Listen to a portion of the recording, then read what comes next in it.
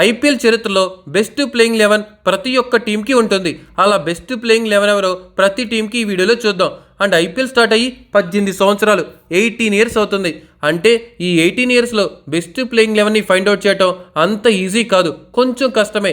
అలా ప్రతి సీజన్లో ఏదో ఒక ప్లేయర్ అద్భుతంగా ఆడి టీంకి ఎంతో బెస్ట్ ఇచ్చిన వాళ్ళు ఉంటారు. అలాగా బెస్ట్ ఇచ్చిన ప్రతి ఒక్క ప్లేయర్ని యాడ్ చేసి ఒక ప్లేయింగ్ 11గా చూద్దాం. ఈ వీడియోలో మీరు బెస్ట్ ప్లేయింగ్ 11 యొక్క టీమ్స్ నేను 3 టీమ్స్ చెప్తాను. 1 royal Challengers Bengaluru, 2 Chennai Super Kings, 3 Mumbai Indians.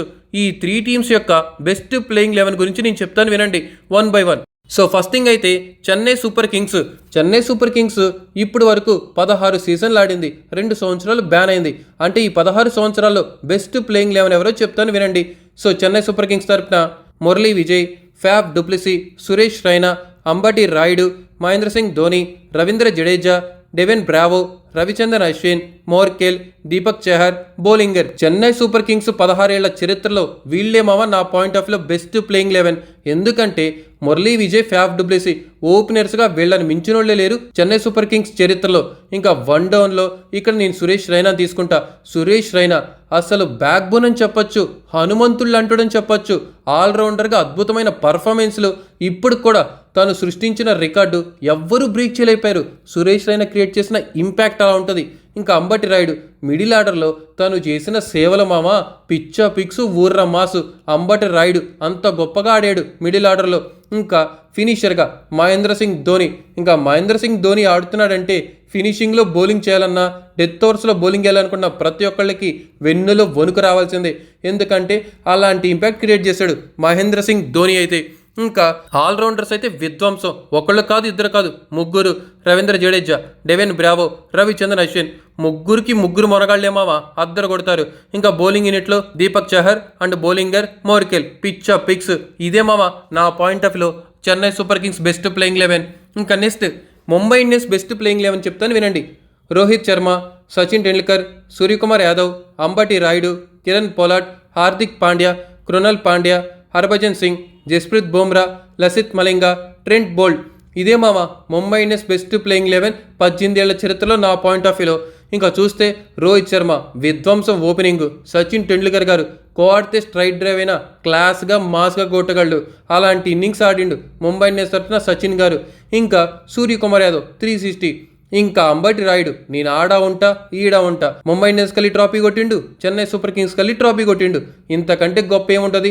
ఇంకా ముంబై ఇండియన్స్ అయినా చెన్నై సూపర్ కింగ్స్ అయినా 2 హోమ్ టౌన్స్ లాంటివి, హోమ్ గ్రౌండ్స్ లాంటివి, హోమ్ టీమ్స్ లాంటివి మన అంబటి రాయుడు గారికి అయితే.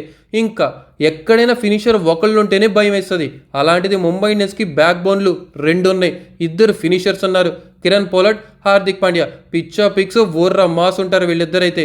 ఇంకా కృణాల్ పాండ్యా ఫైనల్స్లో కూడా మ్యాన్ ఆఫ్ ది మ్యాచ్ తీసుకున్నాడు ముంబై ఇండియన్స్ తరఫున. ఇంకా ఆర్సీబీ తరఫున కూడా తీసుకున్నాడు కృణాల్ పాండ్యా ఫైనల్స్లో.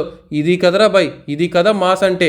సో ఇంకా బౌలింగ్ అయితే స్పిన్ మాయాజాలం హర్భజన్ సింగ్ అండ్ ఫాస్ట్ బౌలింగ్లో లసిత్ మలింగ బౌలింగ్ వేస్తున్నాడంటే జస్ప్రీత్ బుమ్రాకి భయపడుతున్నాం కదా.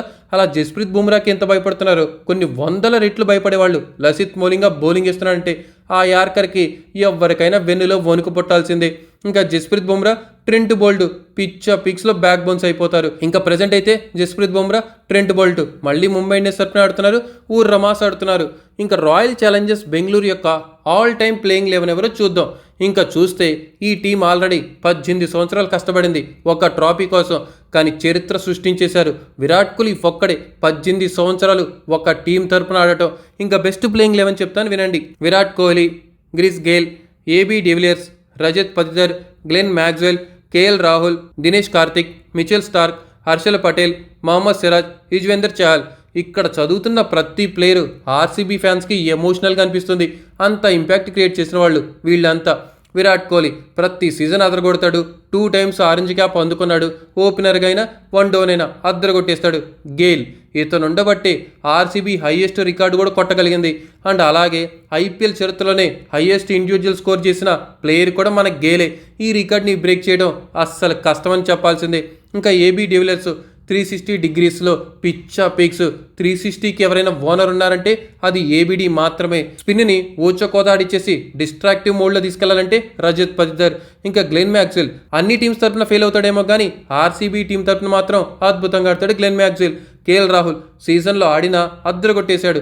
ఇంకా దినేష్ కార్తిక్ హెడ్ కోచ్గానే కాదు, వన్స్ అప్ ఏ టైం బ్యాటింగ్లో కూడా అద్దరు కొట్టేశాడు ఊర్ర మాస్గా. ఇంకా మిచెల్ స్టార్క్ ఏమన్నా పర్ఫార్మెన్స్ చేస్తాడా. మిచెల్ స్టార్క్ ఆర్సీబీ అంటే చాలా ఇష్టం. ఇంకా హర్షల్ పటేల్, మహమ్మద్ సిరాజు చాలా అంటే చాలా అద్భుతమైన బౌలర్సు. ఆర్సీబీకి కొంచెం ట్రాఫీ అందుకునే టైంలో లేరు. ఇంకా యుజ్వేంద్ర చహల్, అసలు యుజ్వేంద్ర చహల్ అంటే విరాట్ కోహ్లీకి చాలా ఇష్టం. ఇంకా అలాగే ఆర్సీబీ ఫ్యాన్స్కి బీభత్సంగా ఇష్టం. ఇది ఓవరాల్గా ఆర్సీబీ ఫ్యాన్స్ యొక్క ప్లేయింగ్ 11. ఎనీవే, రజత్ పతిదార్కి అయితే థ్యాంక్స్ చెప్పాల్సిందే.